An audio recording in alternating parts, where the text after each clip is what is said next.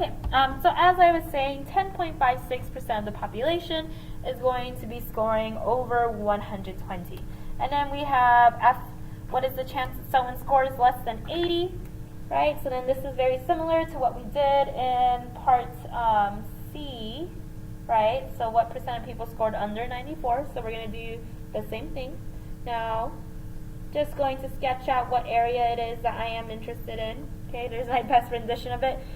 80 is less than the mean, and if I look back at my original picture, 80 is below 1 standard deviation, right? So it's going to be a little bit more than that. So I'm just sketching it, right? So I'm not trying to make it exact, just want to see what area it is I'm interested in. So this is what I'm looking for, right? So notation-wise, what I have is the probability that X, right, our test score is going to be less than 80, right? Now all I have to do is find the z-score of this. So z is equal to 80, our observation, minus the mean, which is 100, divided by 16, which is your standard deviation.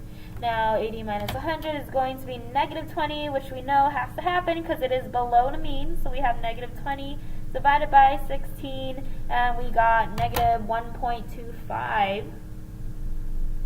Alright, that's my z-score. Now I want the area below, and so that just tells me I just need to look for negative 1.25 on my z-table to be able to find that area, which is the percentage that someone scores less than 80. And so I'm going to go ahead, I'm going to go to the negative side. I'm looking at negative 1.2, and then 5 is over here, so negative 1.25. Okay, so let me just circle that so I make sure I'm looking at the right number. Right here. Okay, so I got 0.1056. Now let's think about this real quick, which is, 1056. 10.56%.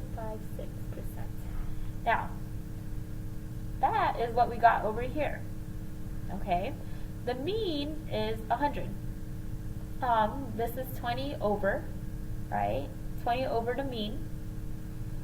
Okay, and then this 80 is 20 less than the mean. And so basically what I found was this upper tail and this lower tail. And again, the normal model is symmetric, and so the area that is above should be equivalent to the area that's below. And that is why those two are the same. So we're going to make sure that we just keep in mind, right, it's very powerful that this is going to be symmetric. Okay, so we are going to finish up example 2, just 1 through 5, so the first 5 parts, and then we are going to be done with notes today. Okay, so I know these are a bit long, but I just want to make sure that it all makes sense to you.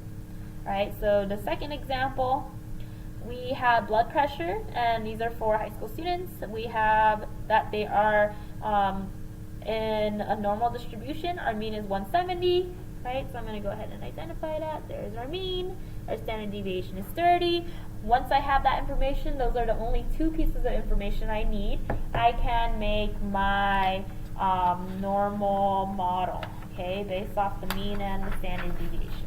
So I'm going to go ahead and sketch out what that normal curve looks like.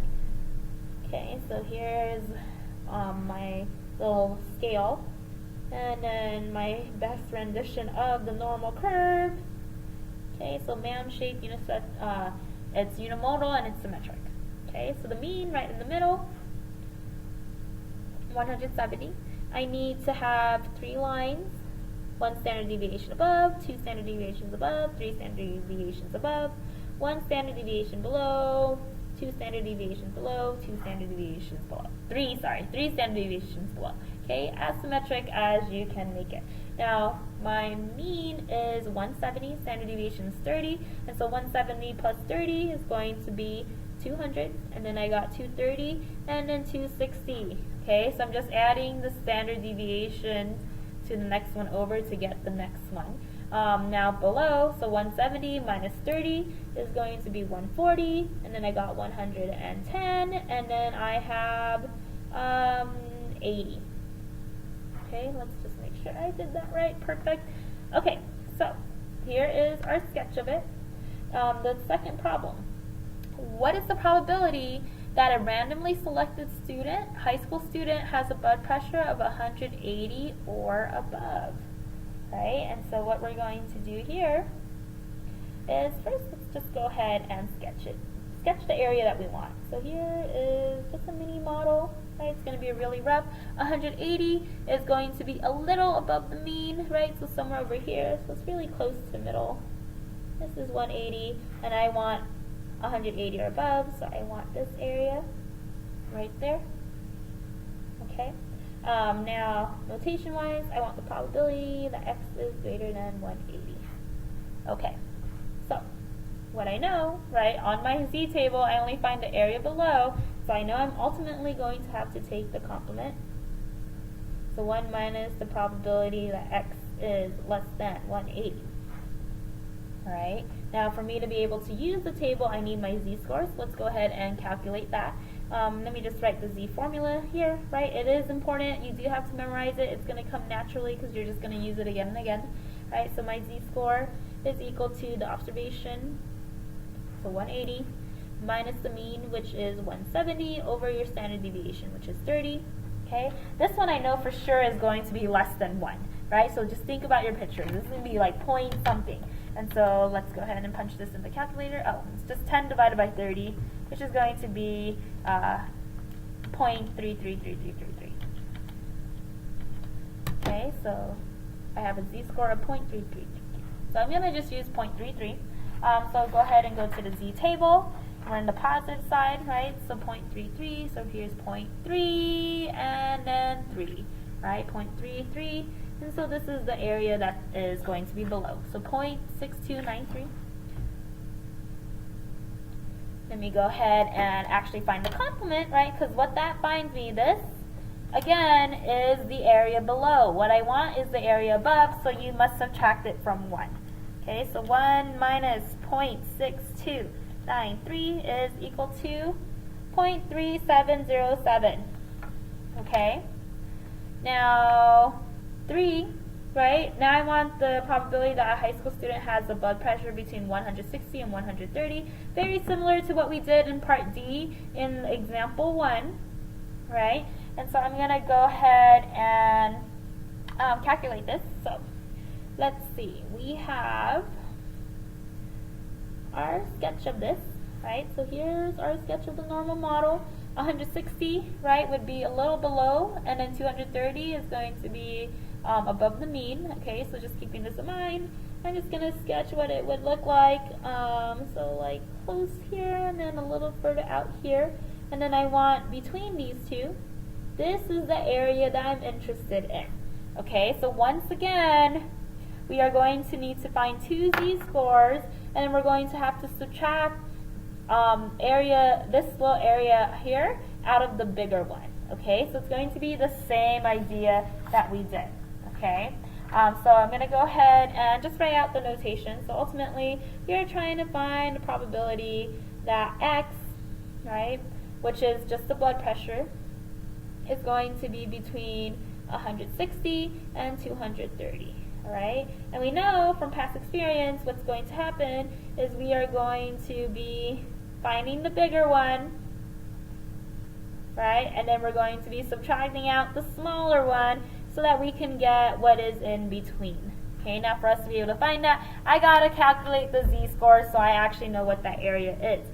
So let's go ahead and start with the 160, and then we'll do the 230. I'm just gonna make a line to separate that a little bit. So z sub 1, that's my first z-score, 160 minus the mean, which is 170, over the standard deviation, which is 30. Okay, so now I have negative 10 over 30, which is negative 0.33333. Okay, so I'll just leave it as negative 0.33. Now the second z-score, z2, is going to be, so now we have 230. So 230 minus the mean, which is 170, divided by your standard deviation, which is 30. Okay, and then when you punch that into the calculator, let me just do all that. 230 minus 170 divided by 30. And we are going to get 2. Oh my goodness. I totally forgot about our picture, right? 230 is 2 standard deviations above the mean, so your z-score should be 2, all right? So here are our 2. Now let's go ahead and find the area that's below. So below the 230 with a z-score of 2, that means I'm going to go over here. I'm going to look for 2.00. That is here, 2.00. And so the area that I have is 0.9772. Okay, 0.9772. Write that down here, 0.9972. Oh my gosh, I said it so many times and I wrote it wrong. 0.9772. Okay, now I gotta find the area that's below the 160, so that has a standard deviation of 0.33 negative. So on the negative side, negative 0.33. Okay, here we are. 0.3707. That's that area, 0.3707. Okay, now I'm going to go ahead and subtract that. 0.9772 minus 0.3707, and I get 0.6065. And so what we're saying is that 60.65% of the high school students are going to have a blood pressure that is in between 160 and 230. Okay? So 2 and 3 are very similar to problems that we have already done before. 4 and 5 are going to be a little bit different. So we're going to actually work backwards. So this is going to look a little different, but it's going to be having the same similar ideas, right? This time we have a percentage. Okay, so I don't have a value that I am looking for. I don't have a percentage I'm looking for. I have the percentage. I now want to figure out what blood pressure is going to have 25% of the observations below it. Now think about that. This blood pressure that's going to have 25% of the observations below it, that's going to be quartile 1, right? That is the definition of what quartile 1 is. It's the median of the lower half, which means that it's going to be the 25% mark of all the data that you have. Okay, so here's quartile 1. So I want to find what quartile 1 is, knowing that this is in a normal distribution, and I have the mean and the standard deviation. So I'm going to use that to help me. Okay, and so what we have, so let me draw the picture. This is what's happening. Here's our normal curve. I need to know what this blood pressure is. So I'm going to call it A. This right here, that area is 0.25, 25%. So I got to go ahead and I need to find A. Now we are going to work backwards, okay? So what we know is that the probability that the blood pressure is less than some value A, which is what I'm trying to find, is going to be 0.25, okay? Here's what I'm going to do. I'm going to find the z-score that has 0.25 below it, an area of 0.25. So this is when I go to my table, and instead of looking at the z-scores, I'm going to work backwards. I'm going to look at the area. Now this is clearly going to be below the mean, so I'm going to look over here, and I'm going to start looking for 0.25. Okay, the one that's closest to it. So I have 0.22, 0.27. Here you go. So I'm getting closer. So here's 0.2420. Okay, here we are. So I am going to be basically in between these two, right? So this is 0.2514. This is 0.2483. Which one is closer to 0.2500? Right, so this one's 0.0014 away versus this one. This is 0.0017. So this one's slightly further. So I'm going to stick to this one. This one's the closest one that we got. Now, if I just zoom out, I can see that this belongs to negative 0.6, right? Negative 0.6 going up here, 7. All right, so I have a z-score. The z-score of that is going to be negative 0.67. Something to just keep in mind then. If ever I'm trying to find quartile 1, I know the z-score is going to be negative 0.67. Okay, so there's my z-score. Now think about how you find z-score. Here's my formula again. I'm just going to write it down. I'll put it in red. Right, so it's just here for reference. Z-score is equal to your observation minus the mean over the standard deviation. I know my z-score. Oh, I don't know what the actual blood pressure is, right? And so that's where A is going to go. I know the mean. The mean is 170. And then I have my standard deviation, which is 30, right? That's given to us in the problem. And so now, this is just an algebra problem where I am finding the value of A. Okay, so just a quick algebra reminder, times 30 on both sides, right? Just gets rid of the fractions. I hate fractions. And then we have negative 0.67 times 30, and that equals negative 20.1 equals A minus 170. So A would be negative 20.1 plus the 170, right? So just doing some algebra now, and we have 149.9. That blood pressure is your quartile 1.